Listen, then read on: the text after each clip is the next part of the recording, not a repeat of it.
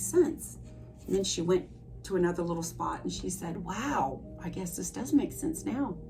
The left side of my heart had a little ballooning type thing to it.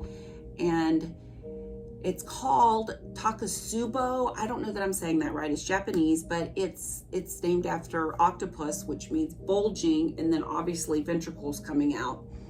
And what we call it is the broken heart syndrome.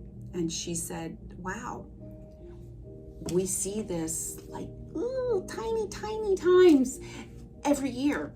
And she is actually, she's the chief over cardiology at Shands, and she said, this is so very unusual.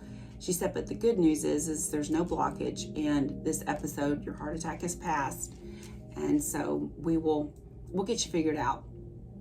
So that began a process of them trying to figure out why I had this very rare heart attack for no reason whatsoever. The wedding was wonderful. It was fun.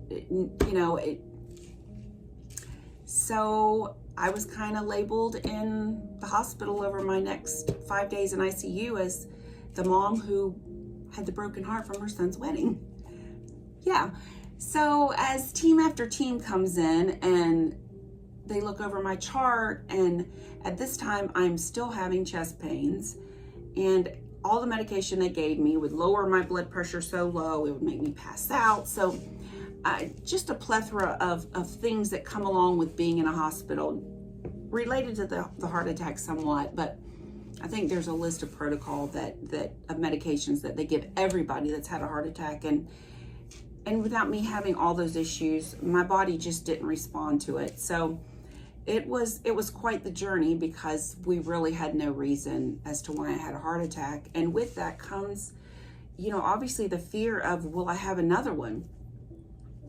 So long story short, I had another heart attack 2 weeks later, but I'm not going to get into that right now because I want to keep these videos to a time that someone actually wants to sit and listen to them. And I'm at 17 minutes.